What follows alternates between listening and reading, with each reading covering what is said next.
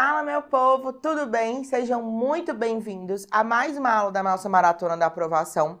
Hoje, para falar, claro, de clínica médica, sou a Ana. É um prazer estar de volta aqui com vocês hoje para a gente falar um pouquinho sobre os 3 focos principais que aparecem na prova da Unicamp, meu povo. Então, bora lá.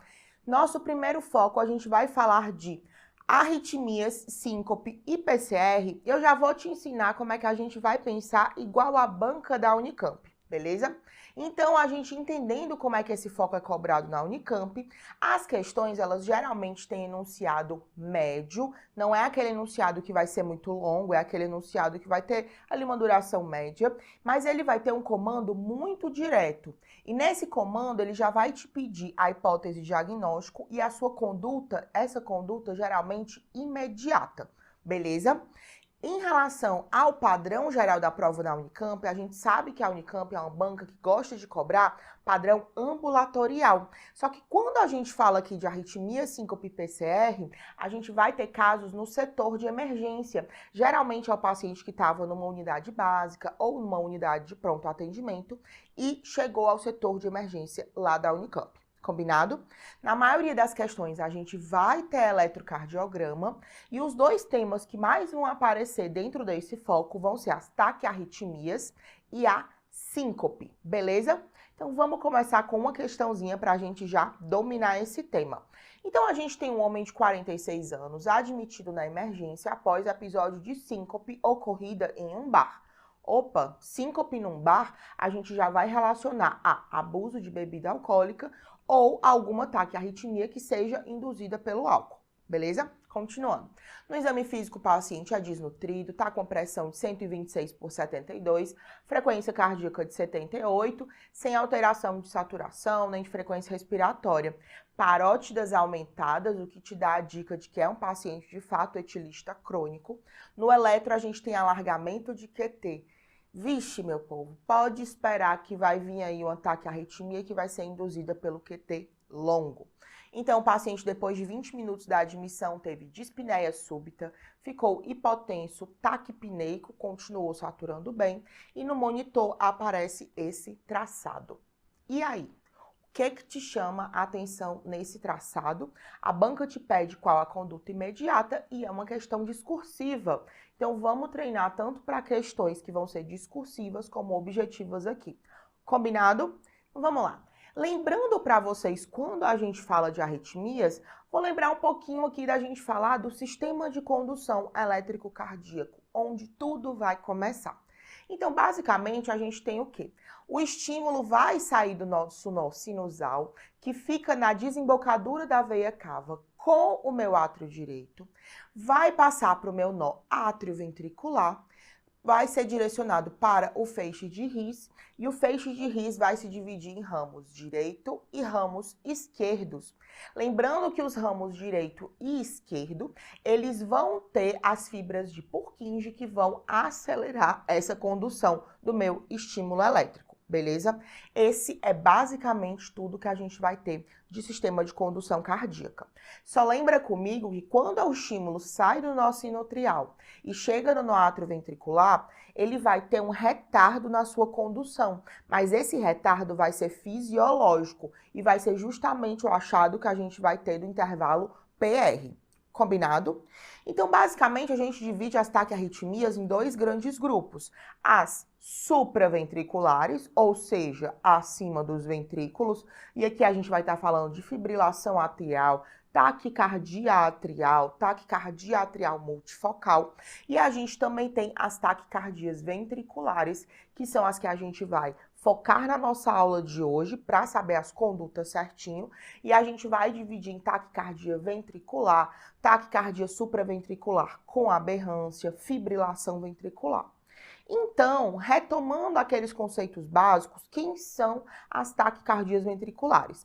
Taquicardias ventriculares são taquicardias, portanto, elas têm frequência maior que 100, e elas são ventriculares, portanto, elas têm QRS alargado, ou seja, QRS maior ou igual a 120 milissegundos. E como é que a gente vai fazer a classificação das taquicardias ventriculares? A gente vai dividir de acordo com a morfologia do QRS.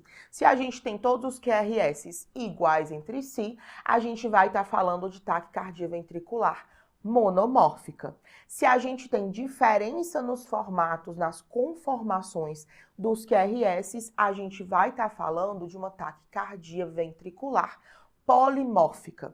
E aqui vem o grande detalhe, a grande dica que a gente tem nas questões de residência desde 2021. O que aconteceu? No contexto de pandemia, a gente sabe que utilizou muitas medicações, principalmente como azitromicina, como cloroquina e hidroxicloroquina, que podem alargar o intervalo QT.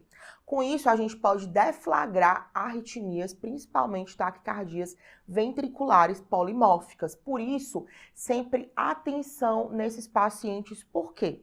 Porque a taquicardia ventricular polimórfica, ela pode tanto ter o intervalo QT normal ou o intervalo QT longo. Quando a gente fala de intervalo QT normal, principalmente naqueles casos que estão associados à isquemia miocárdica, paciente que tem um infarto, seja de parede anterior, parede inferior, mais classicamente em parede anterior, e vai evoluir com necrose, sendo um foco arritmogênico, beleza?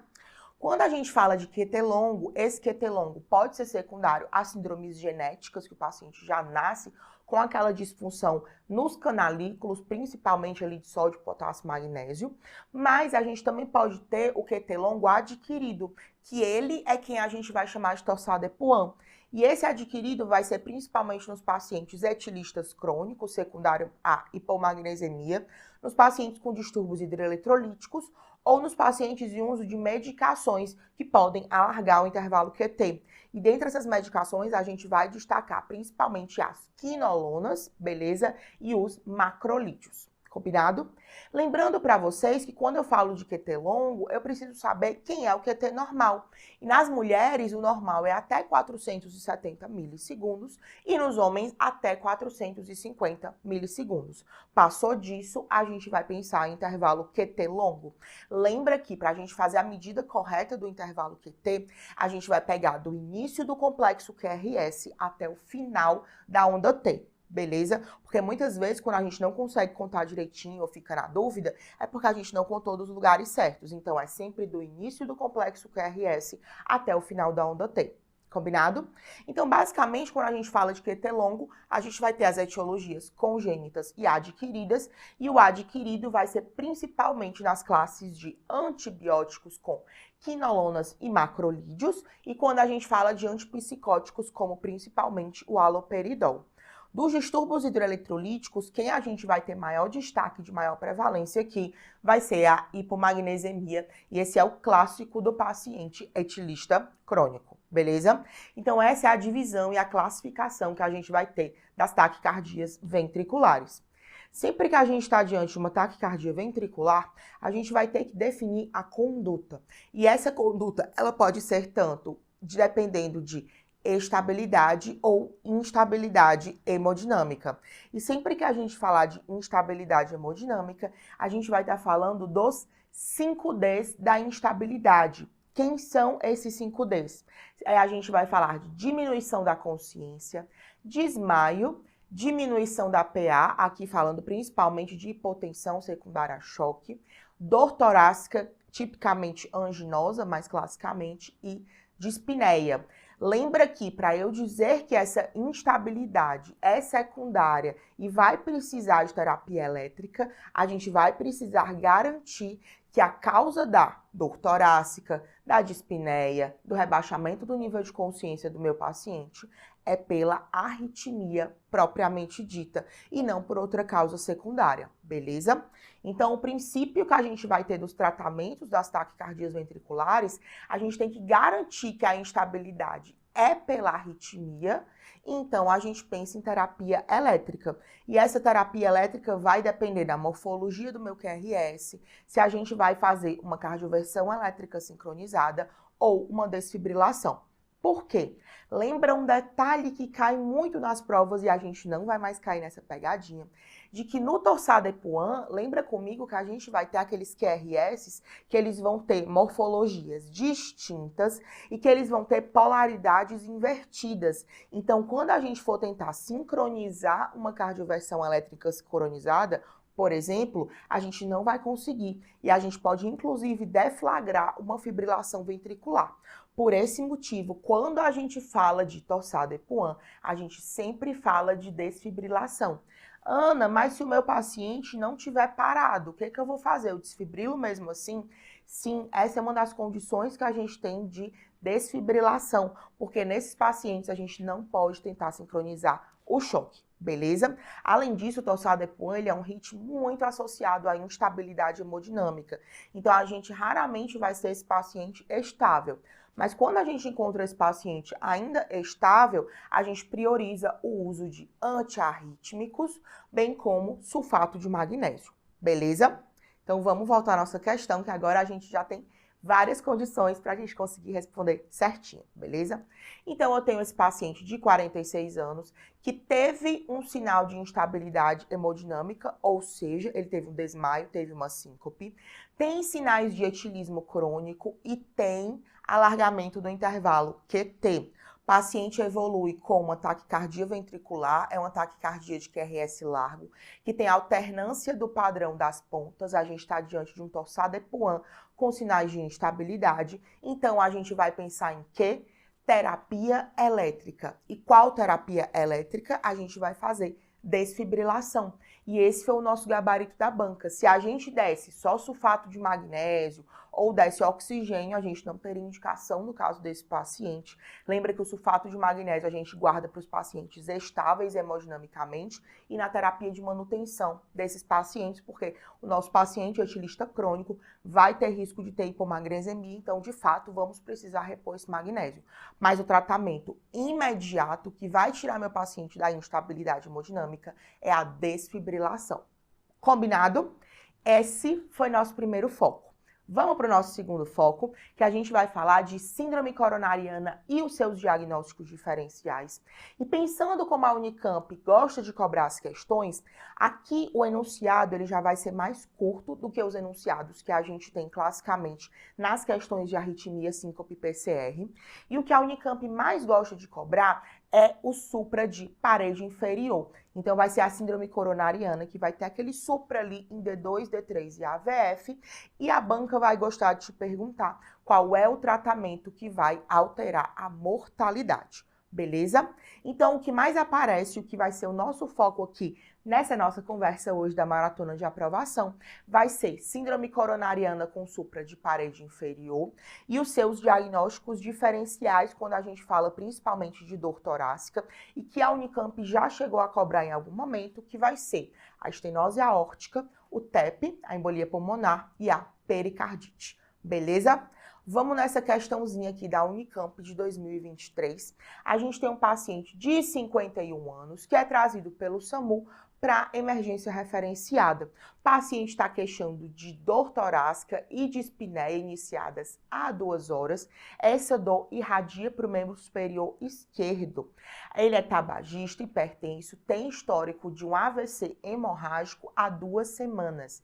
Atenção, sempre que a gente estiver diante de uma questão de dor torácica, eu vou precisar saber qual é o setor que a gente está, se a gente está num hospital terciário, se a gente está numa unidade básica ou numa unidade de pronto atendimento, porque isso vai me dizer muito em relação à terapia. Se a gente optar, por exemplo, por trombolítico, eu preciso saber onde eu estou, se eu fico onde meu paciente está ou se a gente vai transferir. Beleza? Outro ponto também é caracterizar essa dor torácica. Então, a dor torácica do meu paciente é uma dor torácica em aperto, aquela dor opressiva, que iniciou há 2 horas e irradia para membro superior esquerdo. Então, eu estou falando de uma dor torácica com características de isquemia coronariana. Seguindo na nossa questão, o paciente está afebril, que não tem diferença pressórica significativa, não tem assimetria de pulsos. Meu paciente está com crepitação em ambas as bases e ele já recebeu AS e clopidogrel pelo SAMU. Quando eles entregam o eletrocardiograma que foi realizado, o que chama a atenção? Chama a atenção que a gente tem um supradesnivelamento aqui do segmento ST de V1 a V6. A gente ainda pega aqui D1 de derivação adicional, pegando um pouquinho de parede lateral alta. E a banca te pergunta qual é a conduta. Mais uma vez, a gente está falando aqui de uma questão discursiva. Então, vamos lá.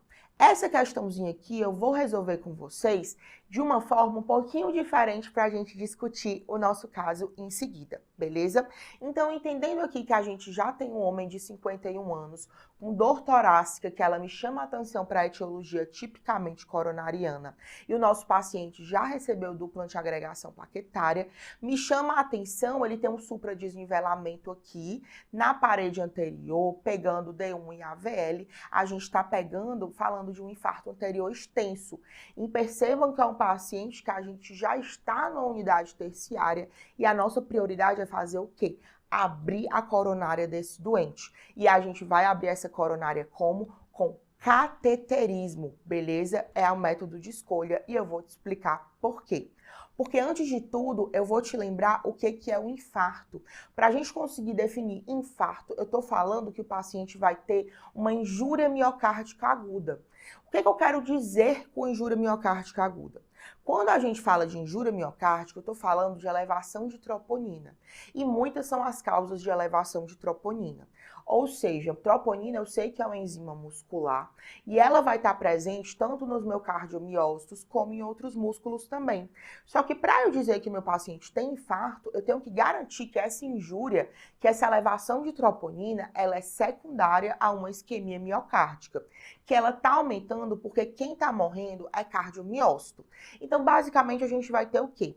Vai definir injúria miocárdica como elevação dos marcadores de necrose miocárdica, troponina, seja ela convencional ou ultrassensível, e a gente tem que ter elevação de troponina acima do percentil 99, ou seja, geralmente em torno de aumento de 5 vezes o valor de referência, e esse valor de referência vai variar de acordo com o seu laboratório, que você estiver presente, e a gente vai ter curva. O que é curva? Oscilação do valor de troponina entre as medidas, seja ali quando a gente fala, por exemplo, de uma troponina ultrassensível, que a gente dosa na hora 0 da chegada do meu paciente, na primeira hora depois da chegada, ou nos kits convencionais que a gente dosa na hora 0, na hora 3 e na hora 6, beleza? Então, a gente tem que ter curva, tem que aumentar ou diminuir 20% desse valor. Porque se não curva, a gente sabe que está tendo aquele valor elevado de troponina por uma causa crônica, como, por exemplo, o paciente com insuficiência cardíaca, o paciente com doença arterial coronariana. Se a gente curva, a gente sabe que vai ter um quadro agudo de injúria miocárdica e a gente vai ter focando principalmente nos alterações agudas, beleza? Então, quando a gente fala de injúria miocárdica associada à evidência de isquemia miocárdica, eu tenho que garantir que o meu paciente está sofrendo com aquela morte dos cardiomiócitos. Então, a gente vai ter sintomas de isquemia, o paciente vai ter dor torácica, eletro com alteração de segmento ST, de onda T, beleza? A gente vai ter achados de imagem, seja ecocardiograma, seja angiorressonância, que a gente pode ter desse paciente mostrando perda de viabilidade coronariana. E a gente pode ter achados de trombos em angiografia ou mesmo na autópsia desses pacientes. Então, eu defino infarto quando a gente tem injúria miocárdica aguda e evidência de isquemia miocárdica. Beleza, garanti que é infarto. Agora eu vou lembrar quem são as síndromes coronarianas agudas, que a gente vai ter essencialmente 3 tipos. A gente fala de síndrome coronariana aguda com supra, síndrome coronariana aguda sem supra e angina instável. Ana, como é que eu diferencio uma da outra? Simples, a gente pede marcadores de necrose miocárdica. Se a gente tem marcadores negativos ou que não estão fazendo curva, a gente está diante de uma angina instável. Agora, se a gente tem marcadores positivos, eu tenho troponina aumentada acima do percentil 99, aumento além de 5 vezes o valor de referência, eu estou diante sim de uma síndrome coronariana aguda. Mas qual? E o que vai diferenciar vai ser o eletrocardiograma. Então, a gente vai estar diante de uma síndrome com supra ou sem supra. E aqui eu já quero dar uma dica para vocês da prova da Unicamp, que a gente precisa saber quem são as paredes e como é a sua irrigação. Quando a gente fala de parede anterior, a gente está essencialmente falando de V1 a V6, sendo que o meu ventrículo esquerdo ele não se despolariza de forma homogênea. A gente vai ter principalmente, primeiro vai acontecer uma despolarização septal, seguindo pela parede, que a gente vai ter a parede livre, a parede anterior e a parede lateral, beleza? Quando a gente fala de parede inferior, a gente fala de D1, D2, D3 e AVF, e a gente vai estar falando de parede inferior. Falei de parede lateral alta, a gente vai lembrar de D1 e AVL. E esses são os infartos quando a gente pega parede anterior com D1 e AVL, que a gente fala de infarto anterior extenso.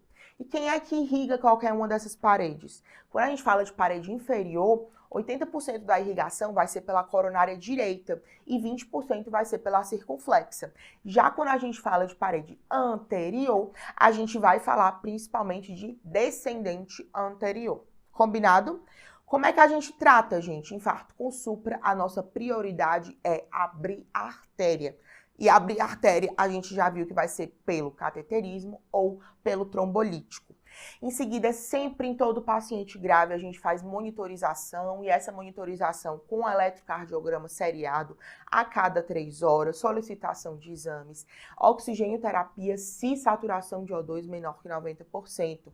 A gente vai estabilizar o meu paciente, colocar ele num leito de unidade coronariana, controlar a dor essencialmente com nitratos, de preferência venosos, porque a gente vai conseguir titular a dose, e antiagregantes com anticoagulantes, os antiplaquetários, a gente vai fazer a dupla antiagregação e a anticoagulação desse doente. Sobre abrir a artéria, lembra comigo que quando a gente fala, mesmo no paciente que eu vou usar trombolítico, mesmo que ele tenha critérios de reperfusão, que a gente já vai ver, eu quero te lembrar que a gente vai ter que colocar esse paciente para a realização do cateterismo, porque se precisar de alguma abordagem com stent ou mesmo uma abordagem cirúrgica, caso tenha passado despercebido, a gente só vai fazer com o cateterismo. Combinado?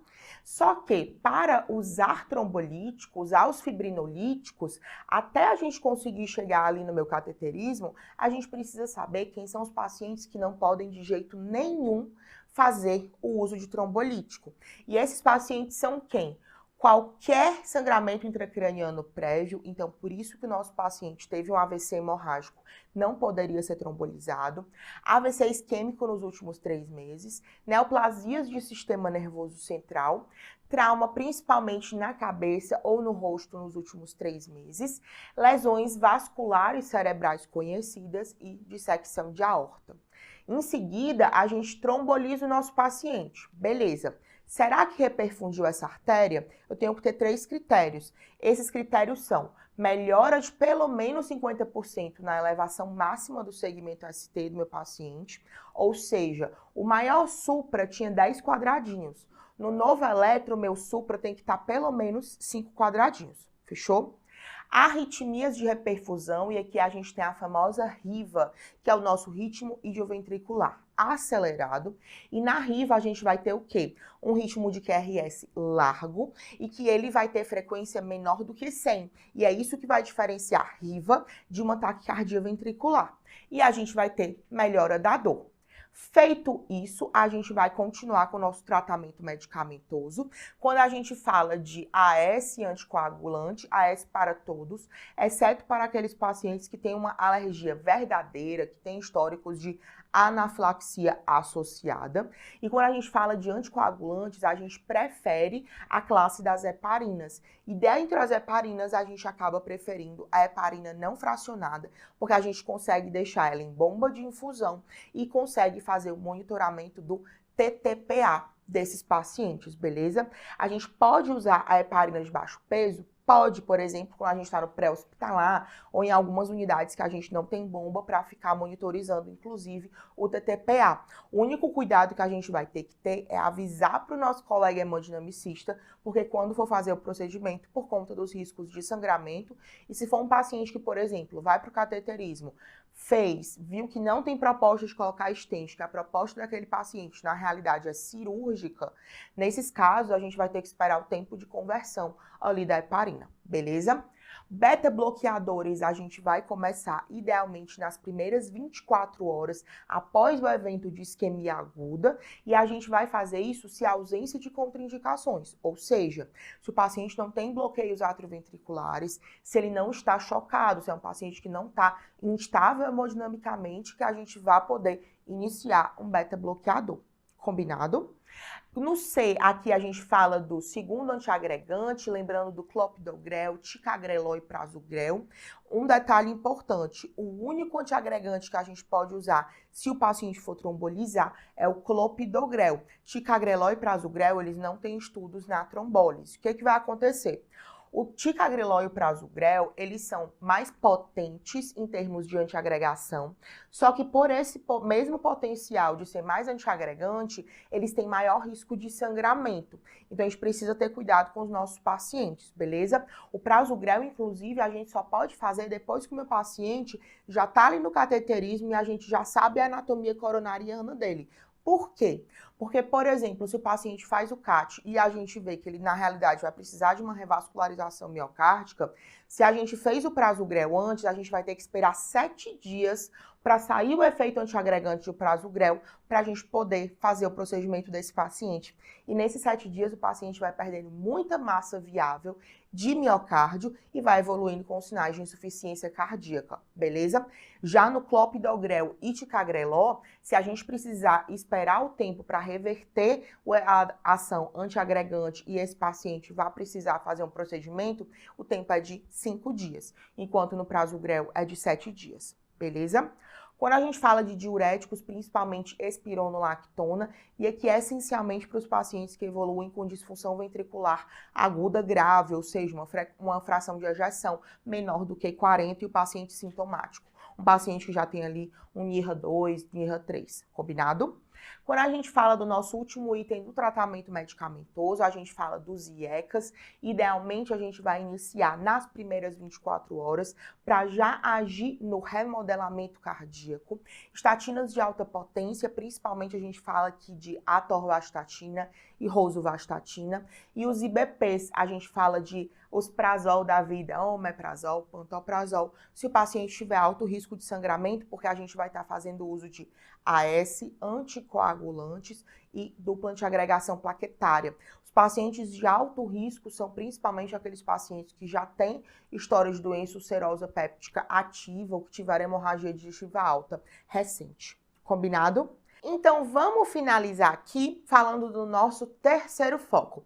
E esse foco já é bem estilo Unicamp, aquele estilo bem ambulatorial que a gente vai fazer o manejo desses pacientes. Combinado? E a gente vai falar de hipertensão arterial sistêmica e como é que a banca da Unicamp vai cobrar da gente esse foco. Essencialmente, a gente vai ter uma diferença em relação aos dois focos anteriores que eu conversei com vocês, que a gente vai ter um enunciado mais longo. Aqui vai ser um paciente em contexto ambulatorial e que ele vai ter aqueles casos mais longos de múltiplas comorbidades, vários achados de exames laboratoriais. Geralmente esses pacientes vão chegar principalmente em investigação de hipertensão arterial secundária e vai ser sempre um paciente no foco ambulatório. Dificilmente a gente vai pegar uma emergência, uma urgência hipertensiva. Vão ser pacientes que chegam para consultas de rotina, que não vão ter controle pressórico adequado e que a gente vai ter que adequar o esquema. E o que é que mais vai aparecer? O que mais vai aparecer para a gente vai ser principalmente o tratamento de primeira linha para hipertensão e a gente vai ter que escolher o tratamento de acordo com as comorbidades. Então, são pacientes que vão ser hipertensos, diabéticos, dislipidêmicos, vão ter histórico de osteoporose, de AVC prévio e a gente vai ter que pesar os riscos-benefícios de cada medicação. Combinado? Ainda, eles gostam muito de cobrar em relação à investigação de hipertensão secundária, principalmente quando a gente fala de hiperaldosteronismo primário. Combinado? Então vamos lá para essa questãozinha bem interessante aqui da Unicamp de 2022. A gente tem uma paciente idosa de 72 anos que chega no pronto-socorro referindo dispneia aos grandes esforços. Ela tem um exame físico com a pressão de 168 por 82, uma frequência de 88. No eletro, ela tem alterações inespecíficas de repolarização ventricular. No eco, ela tem aumento discreto do átrio esquerdo, tem ventrículo com tamanhos de diâmetro e espessura do septo normais, e a gente tem uma fração de ejeção de 71% com uma alteração de relaxamento diastólico grau 1, alteração discreta. A estratégia terapêutica que a gente vai fazer para essa paciente vai ser qual, meu povo? A gente vai começar com um BRA e um alfa-agonista central? Será que a gente vai de ECA e tiazídico, beta-block e antagonista da aldosterona? Ou a gente vai de bloqueador de canal de cálcio e diurético de alça? E aí? Então vamos lá. Vamos lembrar quem é a primeira linha para tratamento de hipertensão. E quando eu falo de primeira linha, eu falo principalmente de IECA ou BRA. Lembrando que primeira linha é IECA, a gente vai guardar os BRAs para os pacientes intolerantes ao IECA. E dentre os representantes do IECA, a gente tem como exemplo enalapril, captopril. E dos BRAs, a gente tem a losartana, candesartana ou mesartana. Beleza? Segunda classe que a gente tem de primeira linha vão ser os bloqueadores de canal de cálcio, mas aqui um cuidado, porque os bloqueadores de canal de cálcio, eles têm os grupos dos dihidropiridínicos, que é a anlodipina, que vai ter essa ação antihipertensiva, mas a gente tem os não dihidropiridínicos, que vão ser o verapamil e o ditiazem. E esses dois vão ser para controle de frequência, não vão ter tanto efeito hipotensor, beleza? Terceira classe de primeira linha que a gente vai ter são os diuréticos tiazídicos, e aqui eu destaco para vocês hidroclorotiazida, clortalidona e indapamida, beleza? Quais são as peculiaridades de cada um que a gente vai ter aqui nesses pacientes? Primeiro deles, lembrando dos IECA ou BRA, lembra que quando eu estou falando de IECAs, o meu maior benefício vai ser em redução de risco cardiovascular, principalmente nos pacientes com doença renal crônica, porque a gente tem um benefício antiproteinúrico muito importante nesses pacientes. Mas lembra um detalhe comigo de que eles são contraindicados nas gestantes, e a gente tem um achado que é em um mecanismo específico que a gente vai ter dentro dos BRAs, que vai ser a losartana. A losartana, ela é o único agente uricosúrico, então ela vai ser bom para aquele paciente, por exemplo, com gota. Não é um benefício de classe, não são todos os BRAs que têm o benefício de ser uricosúrico, só a losartana, beleza? Então, se a questão já te coloca um paciente com gota, a gente sabe que uma das melhores escolhas que a gente vai ter para esse doente vai ser uma losartana da vida. Combinado? Segunda classe que a gente vai falar dentro dos de primeira linha, eu tô falando dos bloqueadores de canais de cálcio dihidropiridínicos. E quando a gente fala aqui do famoso anlodipino, a gente vai falar que o efeito colateral mais clássico, que geralmente vai ter nas questões pra gente, e mesmo na nossa vida médica real, os pacientes chegam se queixando, é de edema maleolar. Porque quando a gente fala ali do anlodipino, ele tem um efeito vasodilatador arteriolar importante, mas isso não indica a suspensão da droga. A gente pode trocar pela forma isômera do anlodipino, que é o levanlodipino. Então, a gente diminui esse efeito colateral, beleza? Passando para a terceira classe de primeira linha que a gente vai ter, são os tiazídicos, e aqui eu quero lembrar para vocês os principais efeitos colaterais de classe. Então, eles vão aumentar algumas substâncias no sangue e vão reduzir outras. E isso as bancas gostam muito de cobrar da gente. Então, quando a gente fala dos tiazídicos, eles têm tendência a estados de hiperglicemia, então a gente tende a evitar no paciente diabético. Eles tendem a aumentar o ácido úrico, então a gente vai evitar nos pacientes com gota.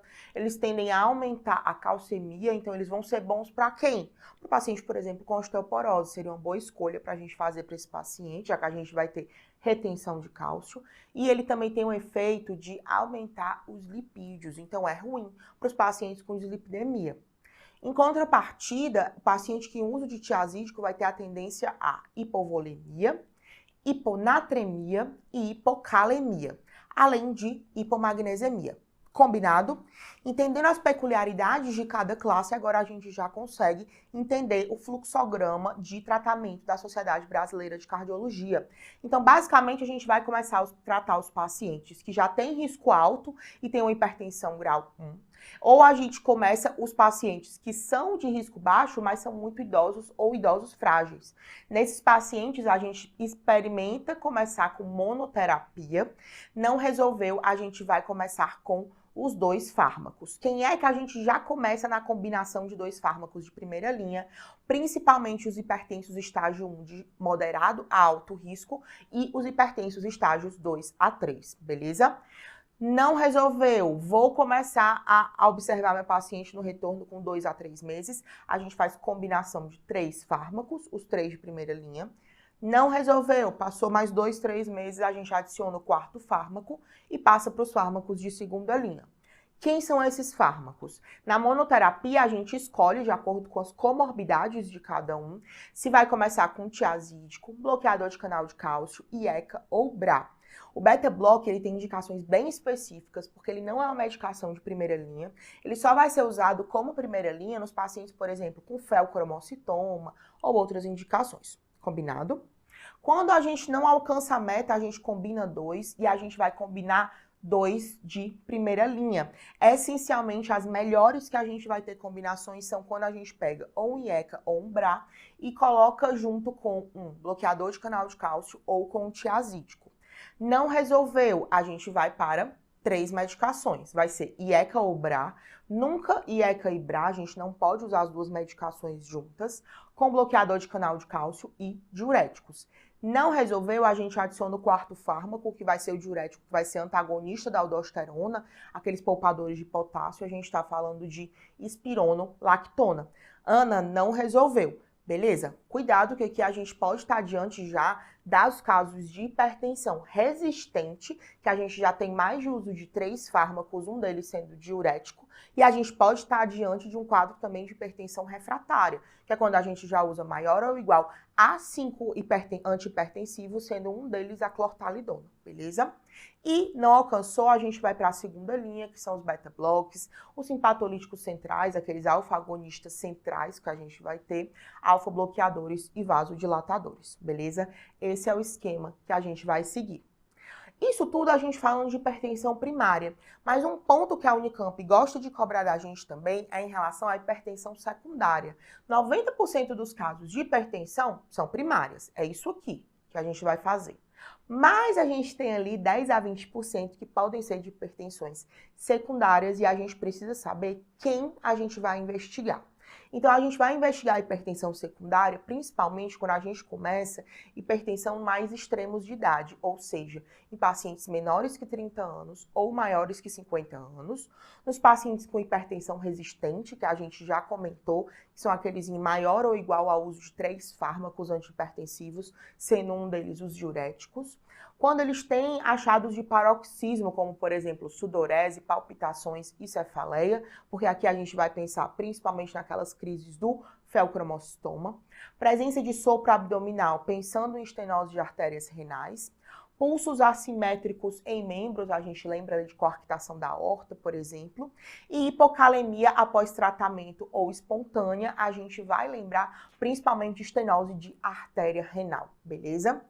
Vamos fazer aqui quem seria o paciente de causa, uma das causas principais da gente falando de hipertensão secundária.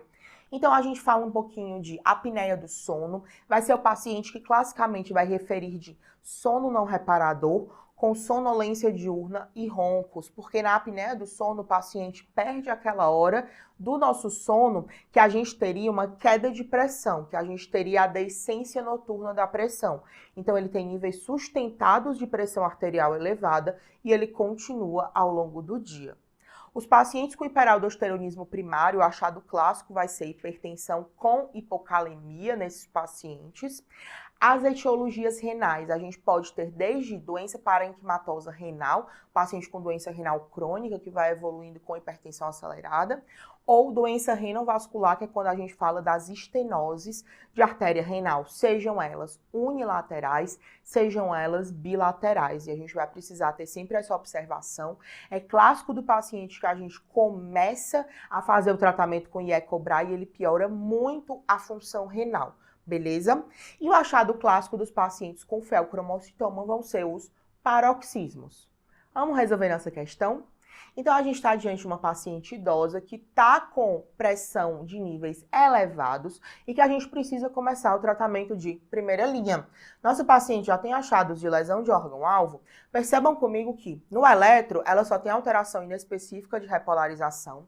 No eco, ela já tem um aumento importante, discreto ali, de átrio esquerdo, que vai ser o quê? Geralmente, volumes indexados maiores do que 35, a gente pega o tamanho do átrio esquerdo e divide pela superfície corporal total desse paciente. Isso me indica o quê? Quanto maior meu átrio esquerdo, maior o risco de deflagrar fibrilação atrial. Beleza?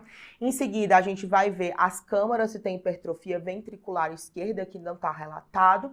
E a gente sempre olha para o septo, principalmente em pacientes jovens, pensando em cardiomiopatia hipertrófica.